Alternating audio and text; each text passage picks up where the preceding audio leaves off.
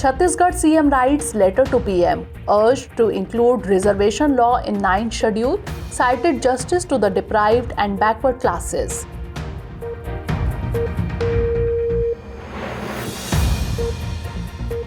Tea mosquito bug is harming tea cultivation. It declined almost by 50% in the last decade. Tea industry may be affected. New coral reef discovered in Galapagos Islands. It is 2 kilometers long and 400 meters deep. Charles Darwin Foundation claims.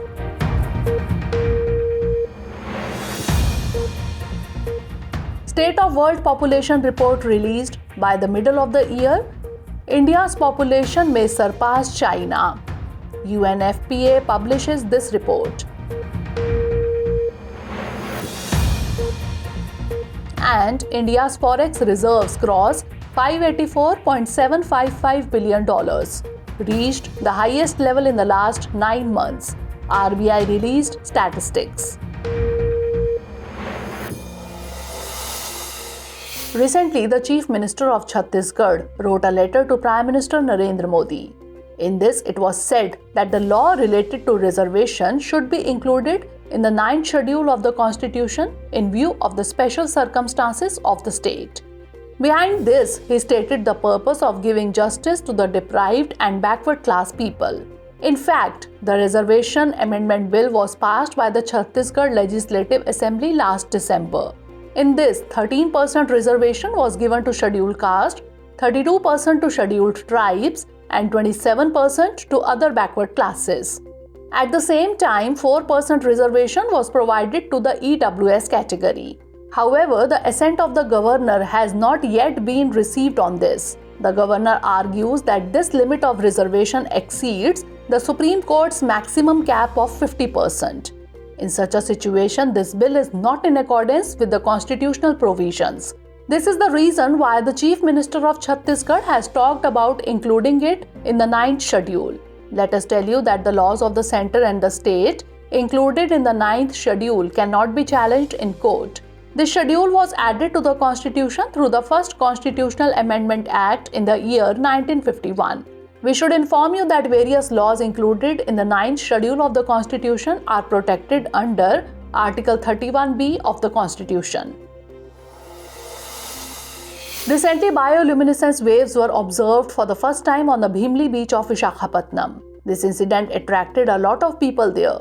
Also, its video went viral on social media. Actually, it caught people's attention when some of the MTech students from Andhra University saw this during their drive to the beach. According to the students, they were amazed to see blue light on the ocean waves. After seeing this, they recorded a video and uploaded it on social media. Let us tell you that bioluminescence is a natural phenomenon. Under this, the waves of the sea shine in the form of blue light. This glow is caused by tiny marine organisms called phytoplankton. These marine organisms become active at night due to the movement of sea waves.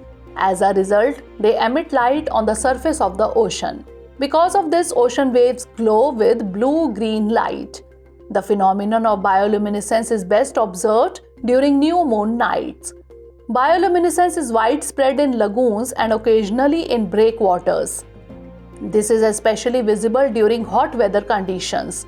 This unique phenomenon in India is seen at Havelock Island in Andaman, Thiruvanmiyur Beach in Chennai, Mattu Beach in Karnataka, and Bangaram Island in Lakshadweep, among a few other beaches. Significantly, bioluminescence is widespread among deep sea organisms in general.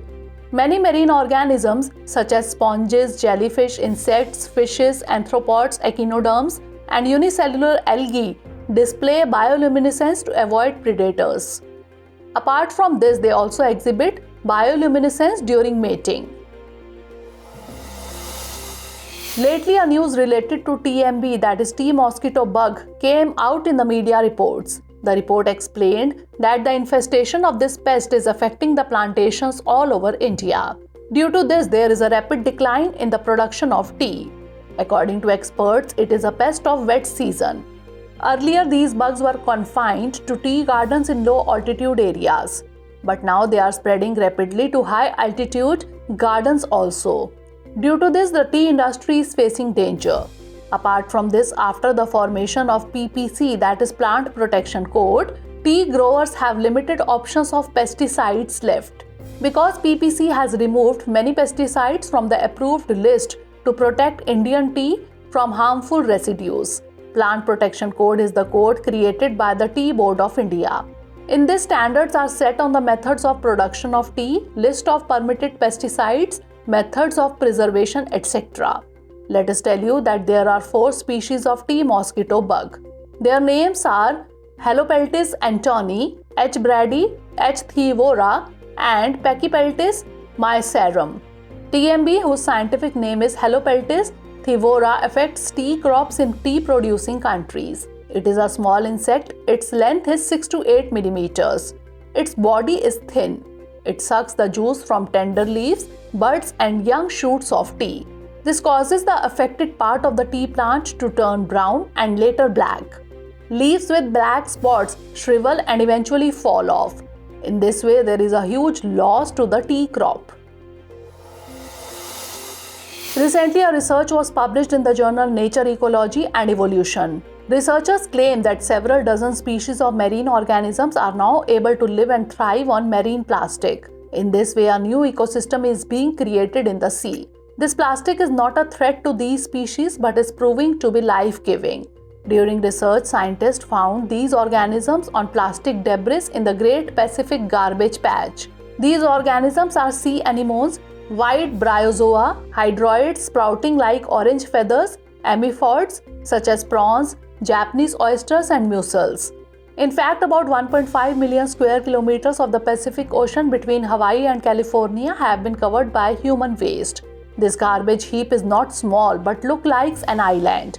According to estimates, about 1.8 trillion pieces of plastic are stored here. This garbage debris is so large that it is known as the Great Pacific Garbage Patch. The International Union for Conservation of Nature says that at least 14 million tons of plastic end up in the ocean every year. These plastics are a major threat to marine species. The situation has become so bad that marine animals have no option but to eat these plastic pieces and eventually die. Lately, an article was published in the leading scientific journal Nature. In this, a new discovery has been revealed by the scientists. They claimed that graphene exhibits a distinct GMR, that is great magneto resistance property at room temperature. According to the researchers, the magneto resistance of the graphene-based device was found to be about 100 times higher than that of other known semi-metals. This discovery has been done by UK scientists.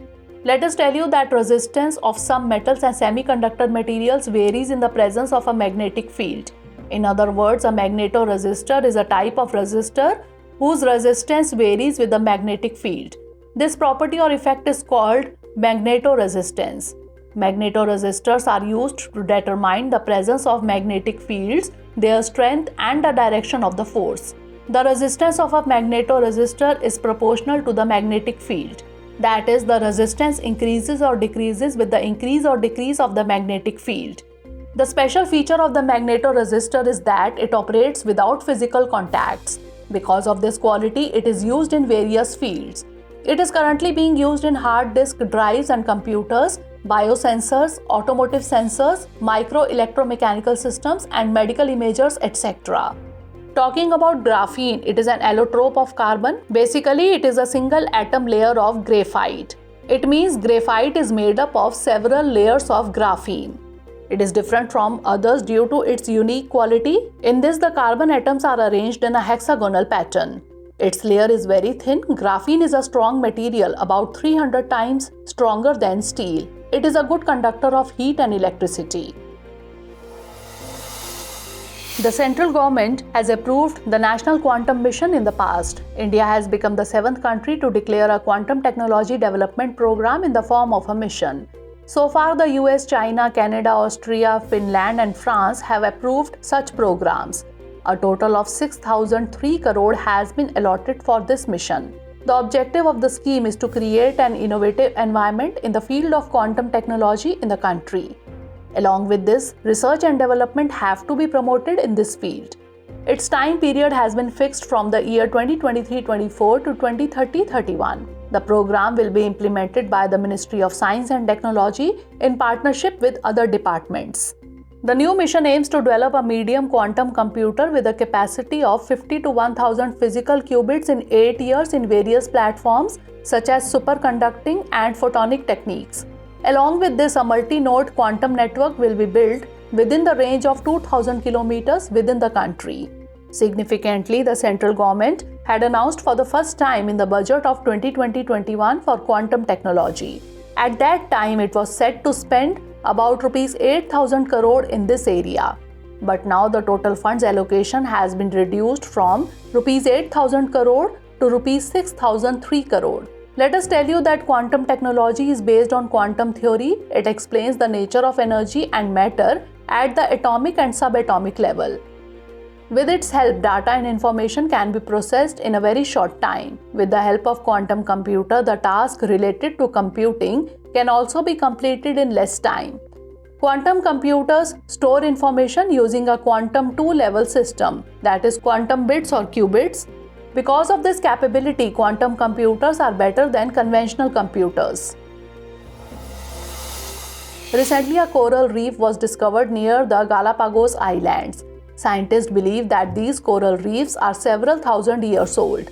Let us tell you that the Galapagos Islands are located off the Ecuador coast. These coral reefs have been discovered in such a challenging environment when coral reefs around the world are rapidly being destroyed.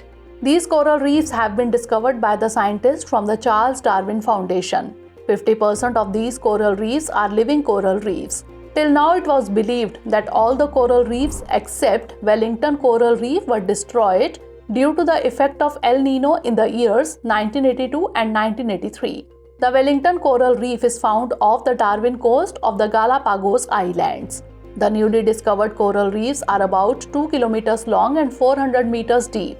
Significantly, the Galapagos Marine Reserve has been developed to protect endangered species between the Galapagos Islands of South American country Ecuador and Cocos Island in Costa Rica.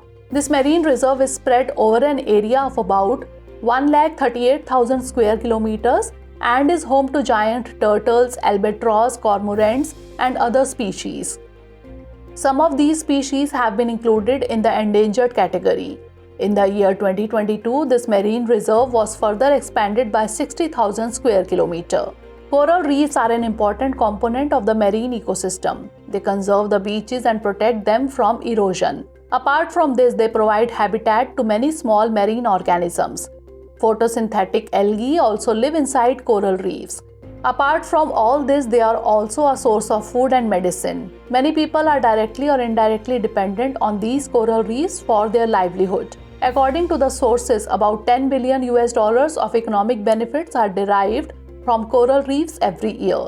The Great Barrier Reef off the coast of Queensland, Australia is the largest coral reef in the world. Recently, UNFPA, that is United Nations Population Fund's State of World Population Report 2023 was released.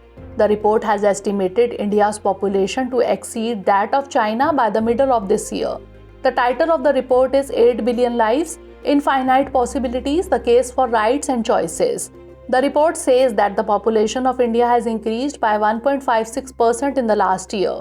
With this, India's population by mid-year is expected to be 1.4286 billion compared to China's 1.4257 billion. About 68% of India's population consists of people in the age group of 15 to 64. In the report, the total fertility rate of India has been stated as 2.0. The average life expectancy of a male in India has been estimated at 71 years and that of a female at 74 years. According to the report, about 44% of women and girls in the countries participating in the report do not have the right to make decisions about having sex, seeking to use contraception. Significantly, the United Nations Population Fund is a subsidiary organ of the United Nations General Assembly. It works as the Sexual and Reproductive Health Agency. It was established in the year 1967 as a trust fund. It started operations in the year 1969.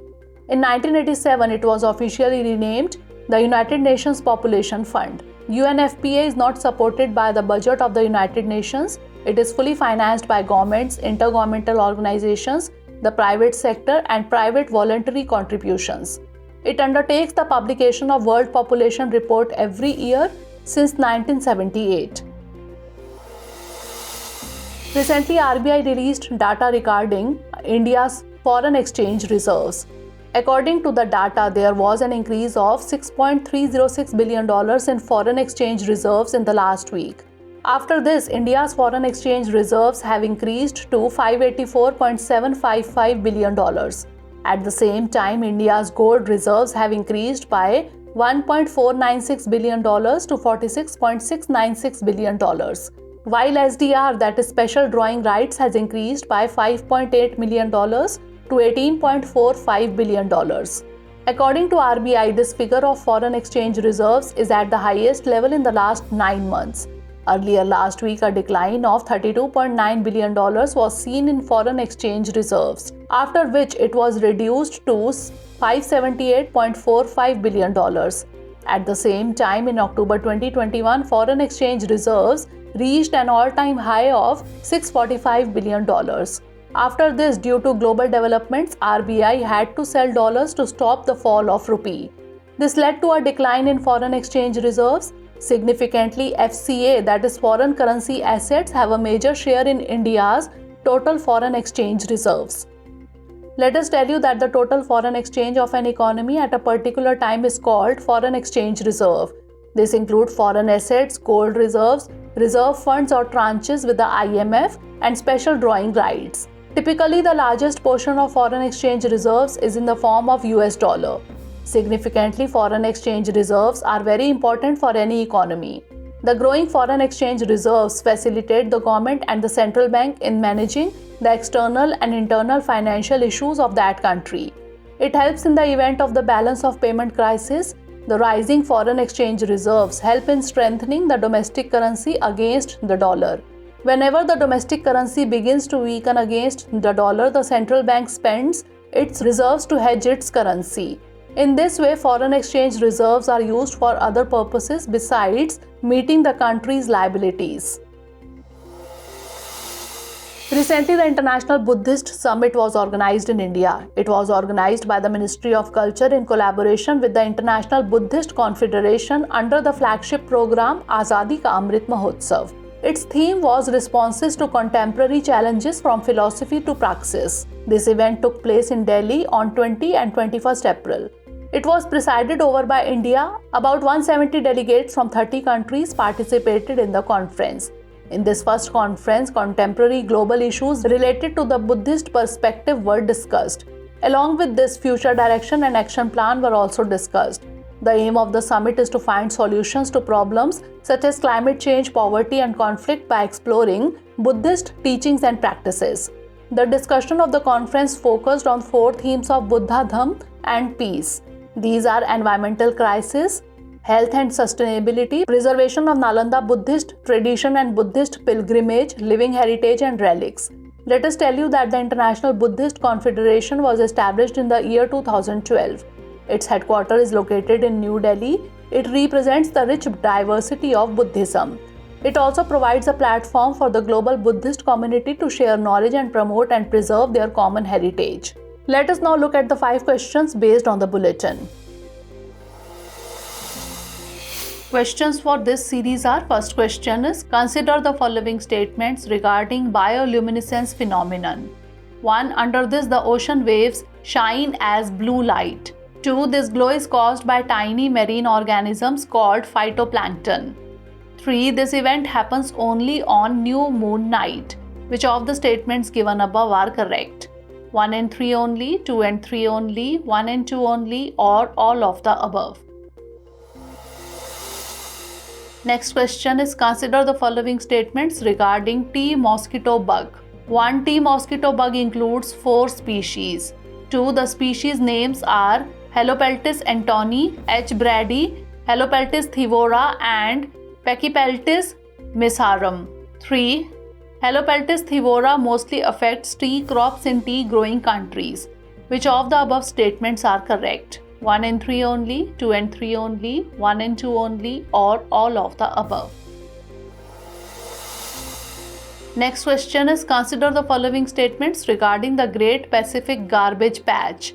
1. This patch covers about 1.5 million square kilometers of the Pacific Ocean between Hawaii and California.